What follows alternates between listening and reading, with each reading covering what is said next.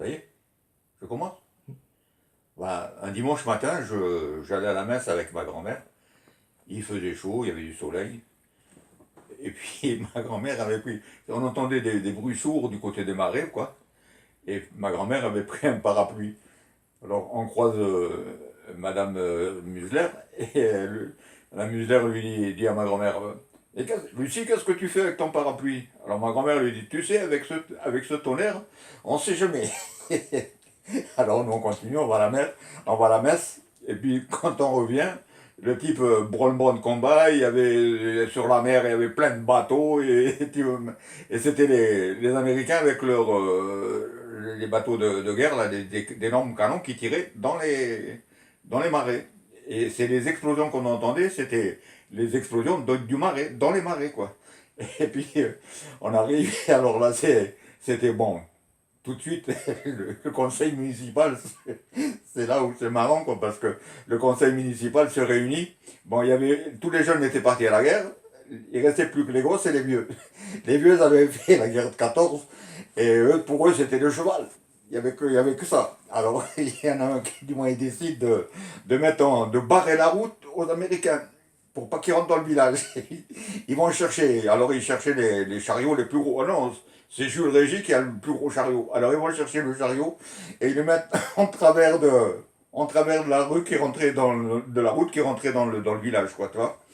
Alors, ce qui est marrant, quoi, c'est que les Américains, ils avaient des outils, ils avaient des camions tout-terrain, tu vois, ils passaient ils ont pas touché le chariot, ils l'ont pas touché, ils sont passés dans le fossé, et sont arrivés au plein milieu du village. Ça avait été un type déconneur, il aurait accroché au camion, il aurait accroché le chariot, il l'aurait ramené au milieu du village. Alors, il paraît il y a pas mal d'Américains qui sont morts, mais de rire.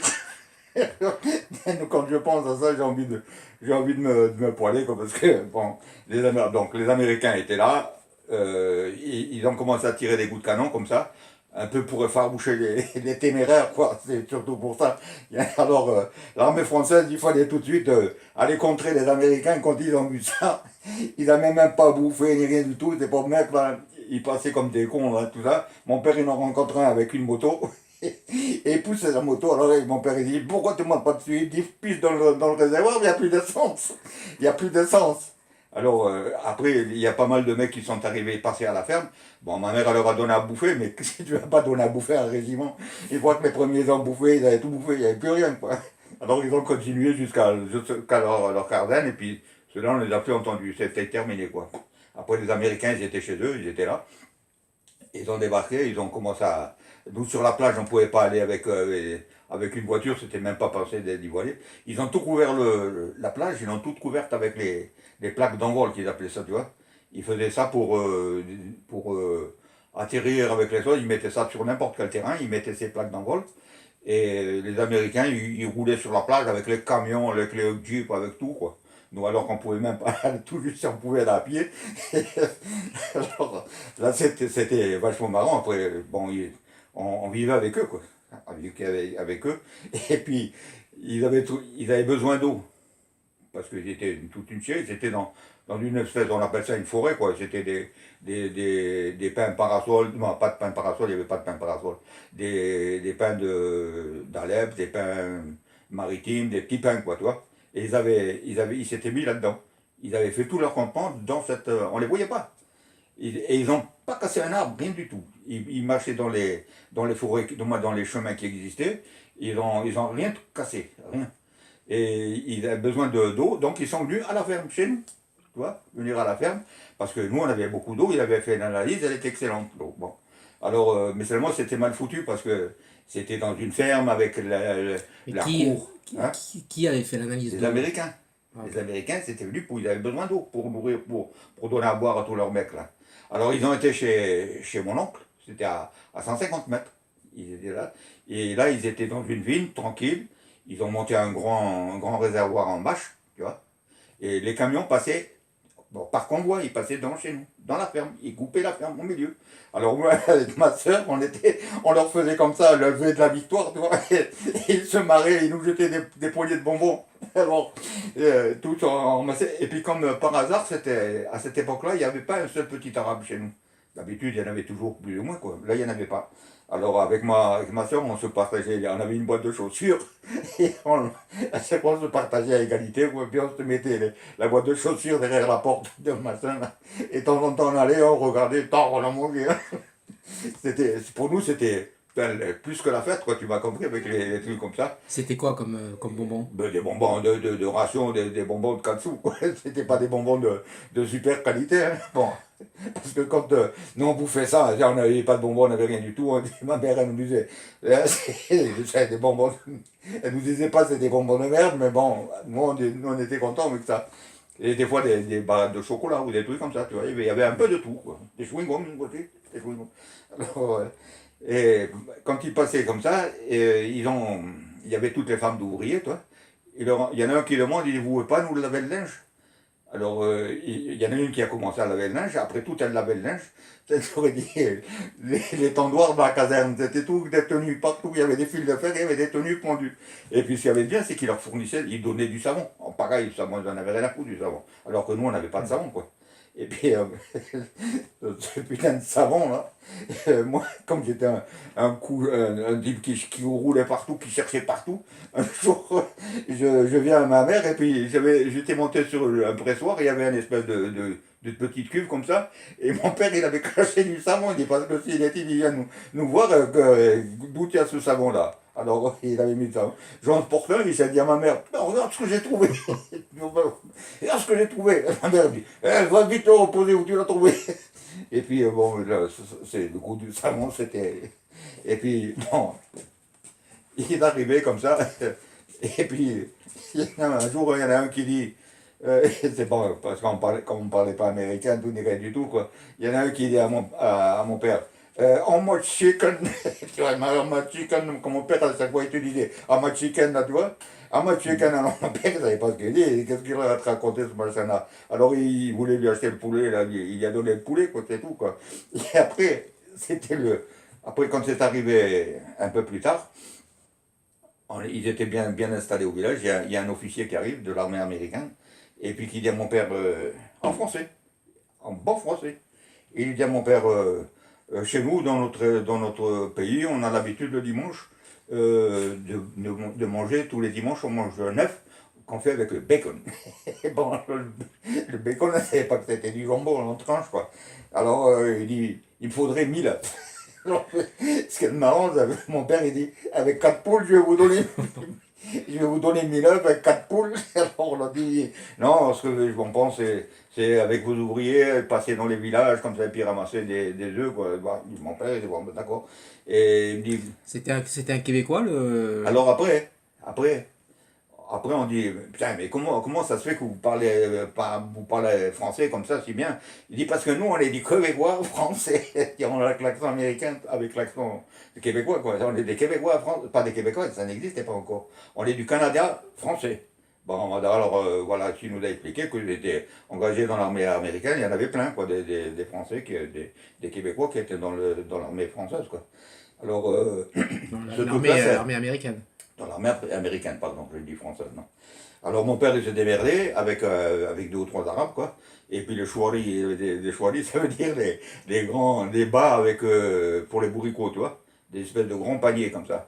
Alors ils avaient rempli cette paille, ils leur donnaient du pognon, et puis ils allaient passer et ils achetaient des œufs, ils achetaient des œufs. Quand ils sont arrivés, ils sont revenus, quoi, quand il y avait 1000 œufs. Ils avaient ramassé 1000 œufs. Alors là, c'était marrant parce que les types qui avaient les œufs là ici, telle boîte de choses, combien d'œufs? Deux. Allez, ils mettaient 2 là, dégagés. Allez, cette boîte, combien? 3 œufs. Celle-là, combien? Un œuf. Et puis une fois qu'ils avaient tous les œufs, s'il restait des œufs, ils les prenaient, mon père les leur donnait. Et s'il y avait des boîtes, c'était eux qui nous les donnaient, tu vois. Et qu'est-ce qu'on faisait avec ces boîtes? Il y avait l'armée française au village, tu vois. Il allait chercher l'armée française, il venait, et ils embarquaient tout, et ils nous donnaient de l'argent. L'argent pour acheter des œufs d'après. Nous, la seule chose qu'on aurait pu faire fortune avec ce truc-là, du marché noir, tout ce qui s'ensuit. Non, la seule chose qu'il y a, c'est qu'on avait de tout à bouffer, tu vois. On bouffait, il y avait du savon, il y avait de tout, quoi, de tout, on bouffait. Et puis les choses là, et des boîtes de cacahuètes comme ça. On dit, qu'est-ce que. Putain, mais ça goûte de cacahuètes, on ouvrait les boîtes comme ça. ça a le goût de cacahuète. Voilà, alors, on est là, avec une boîte de 5 kilos, qu'est-ce qu'elle est foutre. Alors, C'était elle avait fait du beurre de peanut. une boîte de peanuts, oui, c'est ça. C'est une boîte de peanuts. Mais nous, on disait, c'est des cacahuètes, c'est le goût de cacahuète, ce Ouais, truc-là. c'était du beurre de peanut ou C'est des... du beurre de peanut. Ok. C'est du beurre de peanut. Alors, elle avait fait des macarons avec ça, et qui étaient excellents, avec ces machins. Et alors, on ouvrait toutes les boîtes, on goûtait, machin comme ça. Et il y avait des boîtes, on disait, putain, mais comment il faut pour bouffer ça? C'est épouvantable, même les chiens n'en veulent pas. Même les cochons n'en veulent pas ce truc-là. C'était comment on appelle ça, des fraises lyophilisées, tu vois. Alors, il y avait, mais comment on ne savait pas lire sur le chose?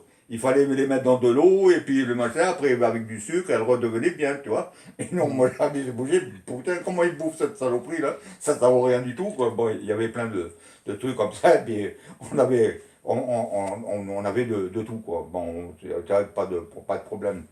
Et puis, bon, comme mon père, c'était un démerdard, quoi, parce que pendant la guerre, il n'y avait pas de pain. Alors, il se démerdait avec déclarer tous les ouvriers, tout ce qui s'ensuit, on avait du pain. Sans, pour tout le monde, quoi. Tous les matins, on allait chercher le pain avec une carriole. Bon, mais ça, c'est le truc des Américains, quoi. Et puis, les Américains, comme nous, on avait des cuves pleines de vin. On ne les vendait pas, le vin. Et à qui tu vas les vendre le vin? Alors, le soir, ils arrivaient, c'était surtout le soir qu'ils venaient. Un coup, ils avaient bu du vin de chez nous, quoi. Putain, ils trouvaient ça bon. Le soir, ils arrivaient, nous, le soir, comme d'habitude, on fermait tout le portail, était tout fermé. Bon, ils tapaient les types. Vino. Alors, on allait chercher, on prenait des lampes tempête, parce que là, il fallait sortir dehors et puis rentrer dans la cave. Et puis, on remplissait les jerrycans de vin, on remplissait directement de la cuve, tu vois. Des cuves de 20 000, 30 000 litres, quoi, des grosses cuves, quoi. On remplissait les jerrycans, comme ça, ils étaient contents. Et puis, ils nous Des donnaient... jerrycans d'essence, là? Ouais, mais il y avait de l'eau. Il y avait des jerrycans d'essence et des jerrycans pour l'eau. De 20 litres, quoi. C'était les mêmes, quoi, c'était les mêmes. Mais il y en avait que les jerrycans pour l'eau, ils étaient à l'intérieur, il y avait comme une émaille blanche, tu vois. Et ils remplissaient ça, ils partaient contents, ils nous donnaient 3 clopinettes de choses, là, de dollars, parce qu'ils avaient des dollars. C'était presque devenu la monnaie nationale. Les dollars, parce que l'argent, il n'y avait plus d'argent, qu'est-ce que tu veux foutre avec ça? Alors, c'était. Nous, on a profité, du moins on a profité. On aurait pu faire riche, parce qu'il y a des salopards qui ont fait fortune avec ça. Nous, mon père, c'est comme tu es comme on était des gens, on n'avait rien à foutre. Hein. Alors bon, et après ces œufs et tout ce qui s'ensuit, bon, on avait, mais les choses, on revendait toutes ces choses, on les revendait pas. L'armée française qui venait, qui nous donnait ça, elle nous payait, on allait chercher des œufs, et ça continuait, le circuit continuait comme ça, tu vois. Et Et puis, c'était... à l'époque, il y avait les prisonniers italiens ou c'était non, après? les prisonniers italiens, c'est longtemps après. Ça, c'était en 42. J'avais 7 ans. En 42, j'avais 7 ans. Alors, Ils sont restés combien de temps? ils sont restés à peu près un an. Et puis, ce qu'il y a de terrible, c'est qu'ils sont arrivés comme ça, personne ne les attendait, et ils sont repartis comme ça. De jour au lendemain, il n'y avait plus d'Américains, ils sont partis. Alors, quand ils sont partis, ils ont tout démonté, tous les trucs, tous comment on appelle ça déjà, leurs bureaux, les cuisines et tout ce qui s'ensuit, c'était pas des tentes, ils avaient fait tout en bois, des maisons en bois, tu vois, tout ça.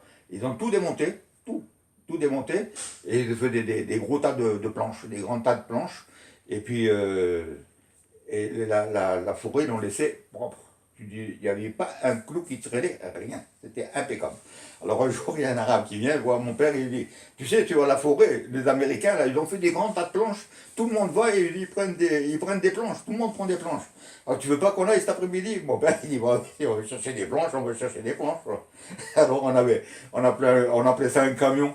Des trucs, il avait acheté ça, un livreur de ville, là, toi. C'était un peu spécial, il y avait comment on appelle ça, la banquette, elle était surélevée parce qu'ils mettaient tout leur caisse et tout ça derrière, les trucs de légumes, quoi, puis on était à 1,50 m au-dessus du plancher, quoi. C'était un camion ou une charrette? L'espèce de camion, c'était un truc avec des bêtes, avec des chevaux. On tirait ça avec un cheval.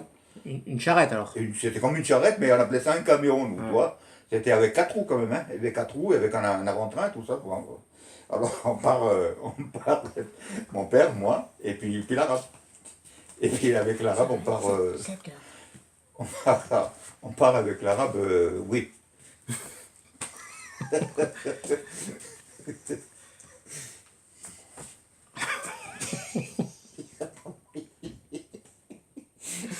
On part avec l'arabe chercher des planches. On arrive dans la forêt, et là, on arrive dans putain de planche. Il n'y a pas une planche, rien du tout. Il y avait tout propre, il n'y avait rien du tout. Rien, même pas une planche. On dit putain, on va se faire chier avec ça. Bon, on continue quoi. Et puis alors, on avait notre mule, là, une mule qui s'appelait Nina, elle était un peu folle. Cette mule, elle était un peu folle, tu vois. Et alors, on marchait bien tranquillement, on discutait, tout ça. Tout d'un coup, il y a des coups de fusil. Boum. Et puis on entendait les balles siffler sur la tête. La mule, elle devient folle, bon, elle part comme une drôle, impossible d'arrêter. Et l'autre con qui était en train de nous tirer, c'était un Américain qui était sur un tas de planches. Il était avec un gros tas de planches. Et puis il était dessus en train de nous tirer dessus pour nous appeler, quoi. Alors quand on passe en face de lui, eh bien, comment on appelle ça, il nous avait vu, nous on l'avait pas vu. On passe après devant son tas de planches à 150 mètres, quoi, tu vois. Il y avait une espèce de allée, là, on l'a vu, le con, là, comme ça, il était avec son fusil, oh, come in, il nous appelait, tout ça. Ben, on a calmé la mule, on est revenu sur nos pas et on a été le voir là-bas, l'Américain, il a commencé à baragouiner avec l'arabe et mon père, quoi. Et il voulait quelques dollars, quoi. Mon père, il y avait porté un petit peu de dollars, quoi. Il y a donné, et puis tu peux prendre ce que tu veux, quoi. Alors on a rempli le camion, comme on disait avant, le camion, on a rempli de planches. On a fait un bon tas de planches, et puis on est reparti avec ça. On n'est pas chez l'arabe, on lui a laissé sa part, et on est rentré chez nous. Et après, on avait des planches pour faire ce qu'on voulait. Bon, bon, je crois que bon, les Américains sont partis, puis bon. Et donc après les Italiens, c'était bien plus tard. Après les Italiens. Après, on a eu les Français, d'abord. Deux régiments de Français. Les régiments de chars et les régiments d'artillerie aérienne, anti-aérienne, tu vois. Deux régiments. Et après, seulement après, quand il y a eu la reddition des choses de l'armée italienne qui s'est rendue, tu vois, les Français ne savaient pas quoi faire avec les Italiens. Il n'y avait rien à bouffer en France. Alors qu'est-ce qu'ils disent? Ils nous les ont amenés. Et bien ça, c'est encore une autre histoire. Voilà, Ouais. exactement. Ce sera pour la prochaine fois.